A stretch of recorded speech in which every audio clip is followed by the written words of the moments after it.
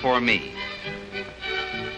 Highly trained through college study and practical down-to-earth experience, Alex Nolan is a specialist in land management, a public servant who is forester, engineer, botanist, and biologist, all rolled into one. Our story takes place on the Tumbling River National Forest, although it could be almost any national forest in the east, north, south, or west. The time is today, or any day in the life of one of Uncle Sam's forest rangers. I can't remember for sure just what it was that made me decide to become a forester. I guess it was a lot of things. At first, maybe, a long time ago, it was just love of the outdoors, the sound of the wind in the trees, the smell of the pines, damp with morning dew, the wild things in the forest, the clear running water in the forest streams, the wildflowers in the early summer, the color of the hardwoods in autumn, the first fall of snow in the winter. It was all that and more. I came to know that beauty was but one resource of the forest. I learned that there are other important resources, and they need men to look after them, to manage and protect them. Men who don't mind roughing it and who are willing to accept the challenge of strenuous work. I don't remember just when it was, but suddenly I knew that I wanted to be a forester more than anything in the world. Well, I finally made it. And now I'm a forest ranger. On one of the districts where a horse is still needed to get around in some of the rough, roadless sections. Actually, like most rangers, I spend the largest part of my time on foot or in a pickup truck. But today I had to use my horse to get into one of those remote sections. And now I'm heading home through one of the prettiest parts of the district.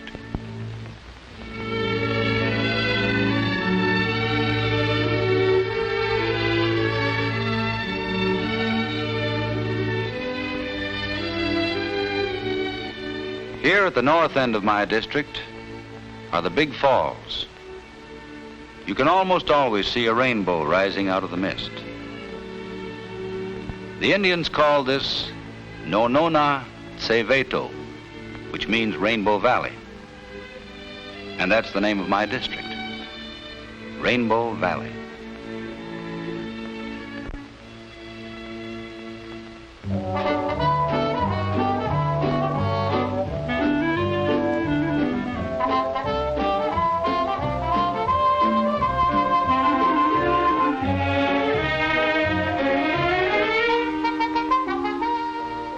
The ranger station is my central base of operations and my home. I've got a nice layout. Like all ranger stations, it was designed for efficiency. The office building serves as headquarters for my ranger district.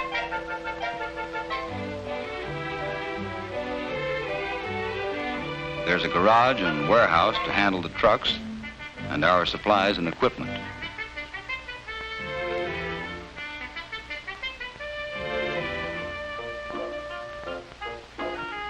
The barracks is the place where the work crews bunk in the summer.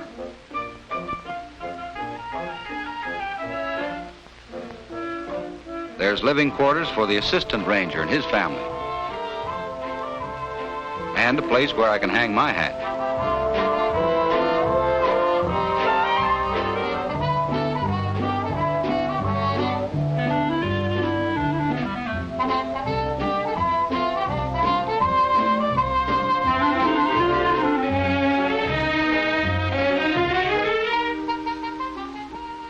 I sure am lucky in a lot of ways. Lucky to have a family that loves this sort of life as much as I do. Dave gets a big kick out of helping take care of the horse. He's developing into a real buckaroo.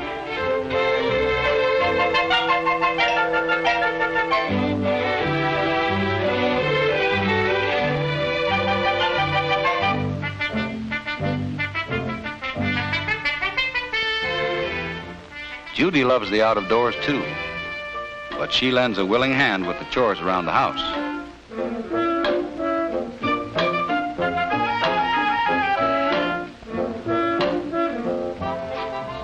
And I'm lucky to have a wife like Kay. She's a real partner in all of my work.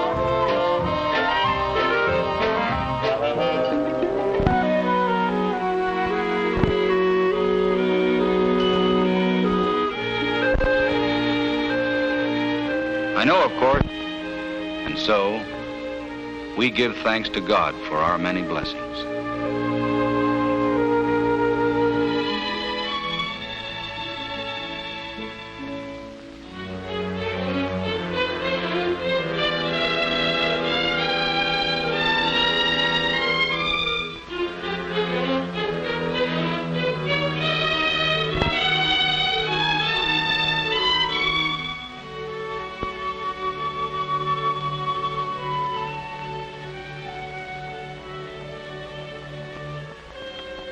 Bruce Martin, a darn good man.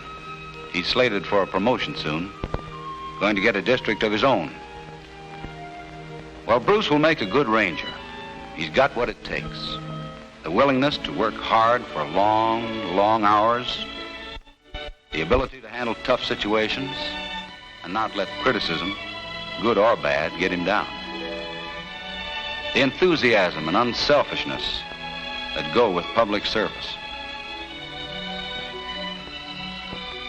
To run a ranger district properly, you've got to do a lot of planning. Every job must be carefully analyzed to ensure the most efficient use of manpower and funds. This day, Bruce had the final figures on the Big Creek timber sale. Like all large timber sales on the national forests, a combination of planning and field activity was necessary before a single tree was cut. First, we had to make a careful examination of the timber sale area. We had to find out which trees should be cut, which trees should be left. You see, the forest always has to be kept in good growing condition to produce future crops.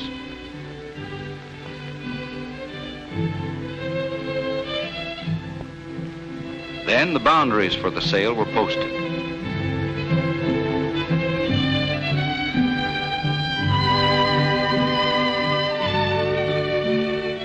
All the trees to be cut were marked with a paint gun.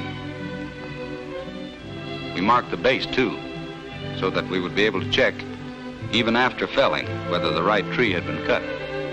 Then we advertised the standing timber, and starting with a fair minimum price, sold it to the highest bidder. The Forest Service never does any logging itself. It's all done under timber sale contract by the purchaser.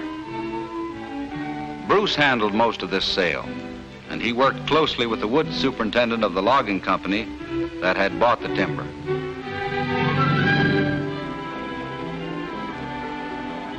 Bruce saw to it that the logging roads were located in the proper places and built so that the land wouldn't erode and wash away.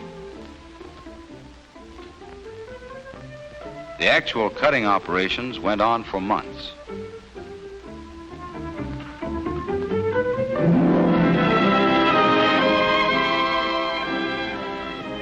Through it all, we continually made sure that the logging was carried on without unnecessary damage to the remaining trees.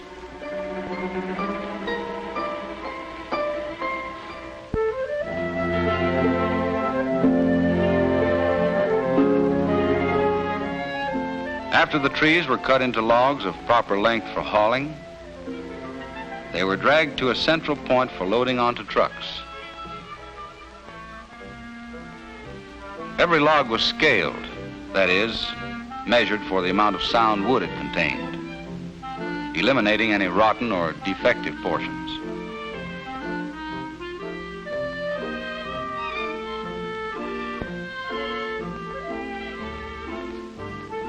On the basis of the recorded measurement of only the usable wood, the purchaser paid the government for the timber he cut and hauled away. When we make a timber sale like this one on Big Creek, it's part of our overall program of timber management. It's our job to see that the trees are harvested when they're ready for harvest. And for the forest as a whole, we have to keep the amount of timber that's cut in balance with the timber growth, so there'll always be crops of timber. We call this balancing of growth and harvest sustained yield. Then there's the money that's paid for the trees. 1/4 of all the money the Forest Service takes in, not only for timber, but for any commercial use, goes back to the states in which the national forests are located. That money is turned over to the counties for public schools and public roads. Another 10% is added to the funds that are appropriated to build roads and trails in the forests. In terms of human welfare, good timber management means jobs and paychecks for men in the woods, at the mill, and all along the line to the finished products. Employment and payrolls help bring stability to the homes of men and to their community.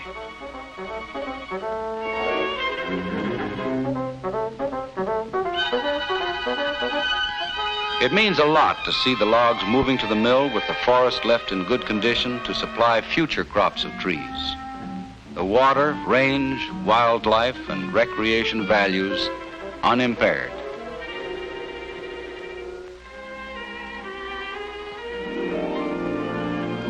A forest ranger's got to keep in mind all of the forest values, all of the time, because each resource ties in somehow with all the others. A big part of national forest use, particularly in the West, is the grazing of sheep and cattle.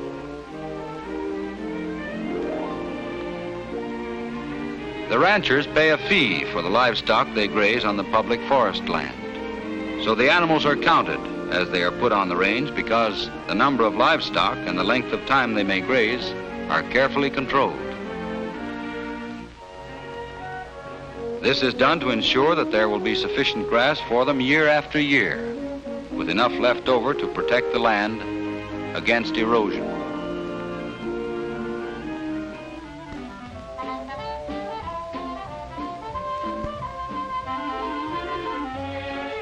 I make it a point to ride these rangelands with the permittee, that is, the man who owns the livestock.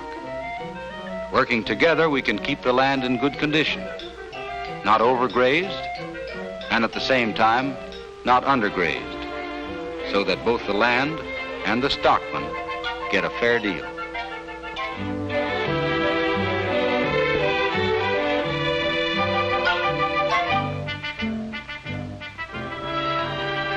I've got other jobs, all of them important, all requiring some degree of planning. The idea, of course, is to make the forest as useful as possible to the public, and at the same time easier to protect and manage. Take our forest roads, for example. Every road we build is necessary for the management, protection, and use of the forest. Once they are built, the same goes for the forest trails. They've got to be kept open for our work crews, as well as for the many folks who like to hike or ride.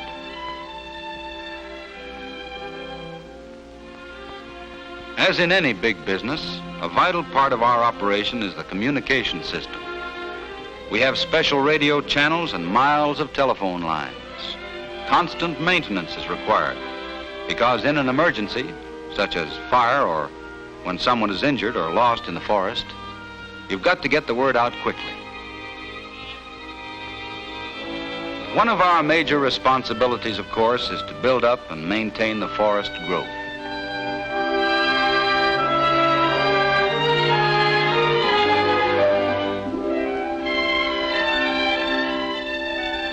On our rangelands, we plant grass where needed to protect the land and provide necessary food for animals. And where erosion has already cut its evil path, we restore the plant cover to bring the land back into useful service. Then there's the wildlife in the forest. I like to think of wildlife as a renewable resource, just like grass, and trees. A resource that can be grown and used like any other crop. Good forest management and good wildlife management go hand in hand.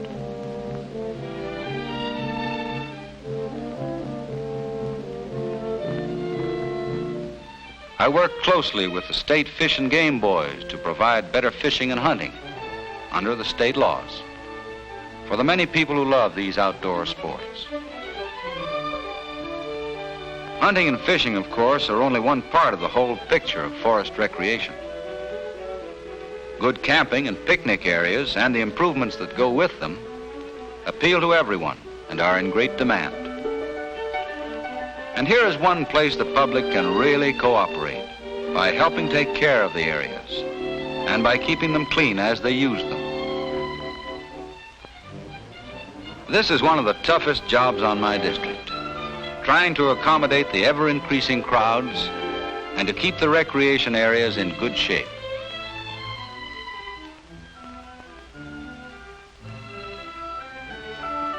Just the same, I sure like to have people on the forest. I don't know of a better way to show them what's going on.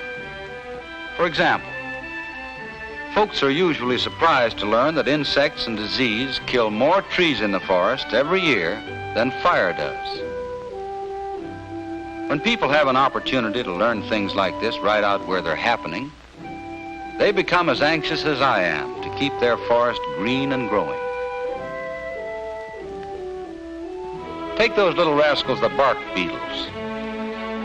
They can work their way into the tree through the thickest bark, where they lay hundreds of eggs.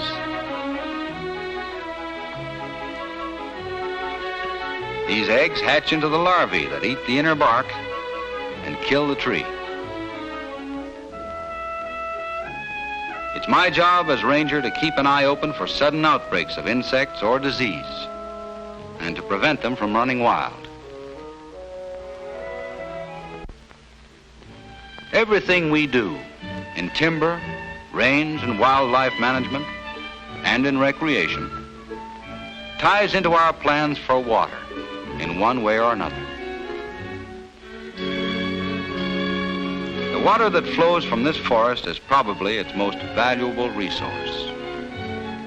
That's why, in managing the public range, I've got to keep the water values of the land definitely in mind.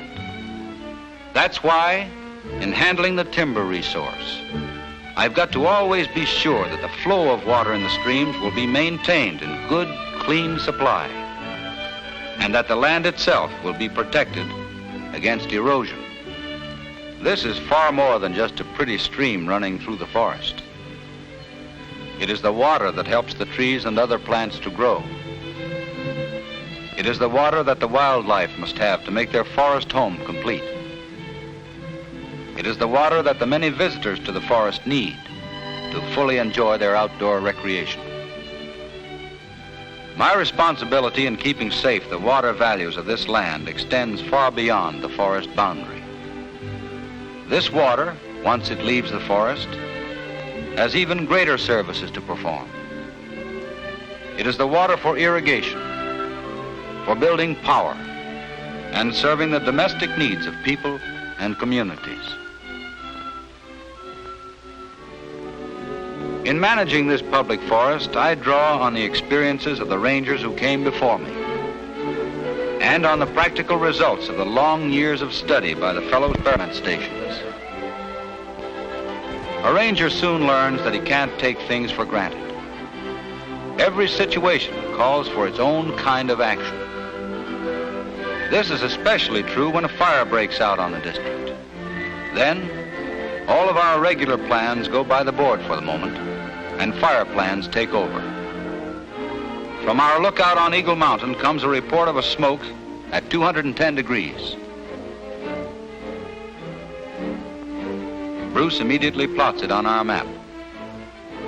The lookout on Echo Bluff radios the position of the smoke as 305 degrees from her tower. Bruce makes his fix. It's in the Big Creek area, just logged, with lots of slash still on the ground. This can be a bad one. So I called the fire dispatcher to get every available man on the job. Our own fire station at the ranger station is already underway.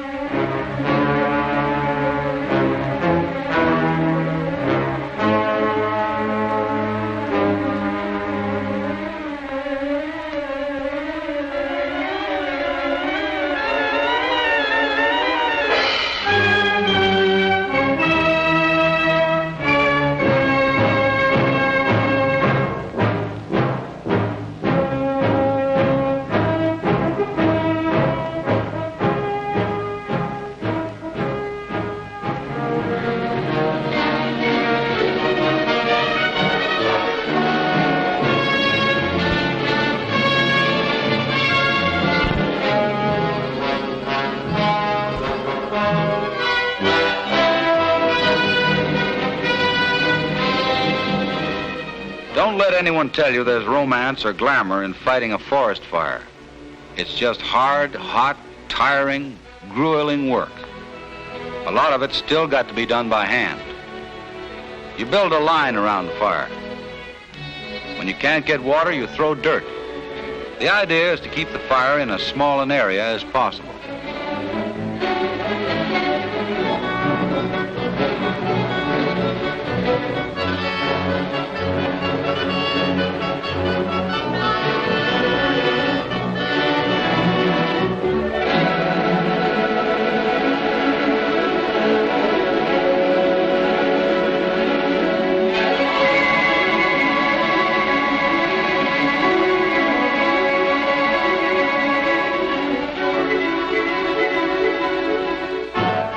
Whenever we can, we use machines to help build the line and stop the fire's advance.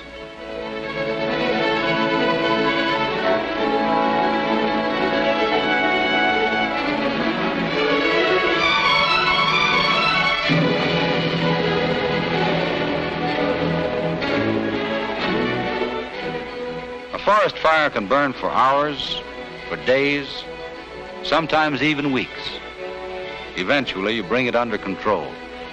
The boys finally get a line around it, and then starts the slow, tough job of mopping it up, putting it dead out. It's a real break when you've got a stream somewhere close, and you can pump some water in for the kill.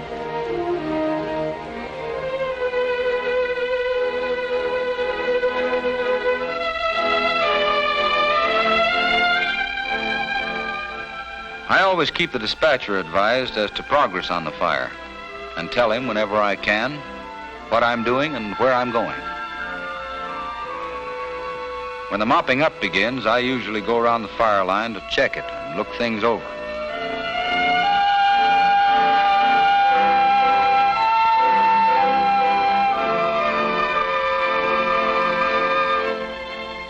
Fire does terrible things to a forest. If everybody could just see this, if they could just get the depressing feel of it, right out on the ground, I'm sure they'd be more careful with their matches, their cigarettes, and campfires.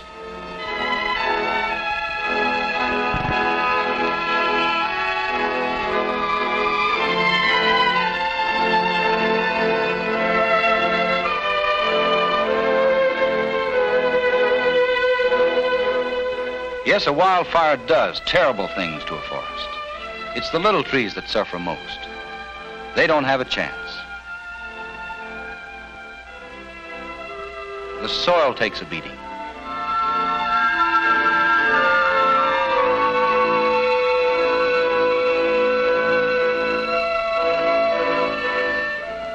Hot water and ashes make it mighty tough on the fish.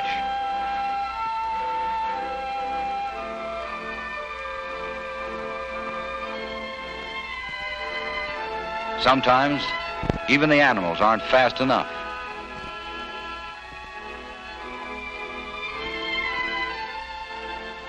Well, a forest ranger has to learn to take the bitter with the sweet. Fire is a villain, sure.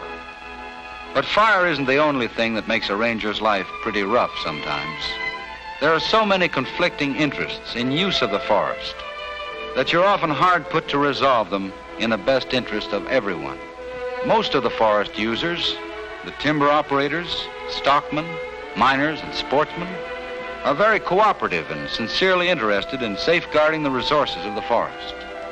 But unfortunately, there are always a few individuals who disregard the rules designed to protect all interests.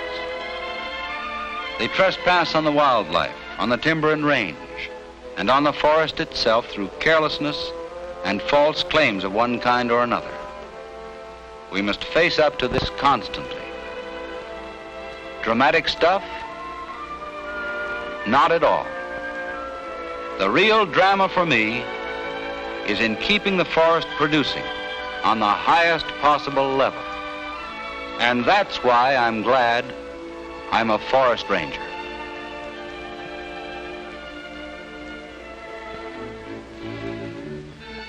Yes, the Rainbow Valley Ranger District, just as all the others in the whole National Forest System, is managed and protected in the interest of every American.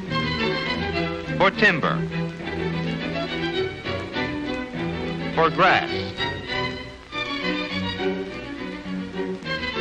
for wildlife, recreation,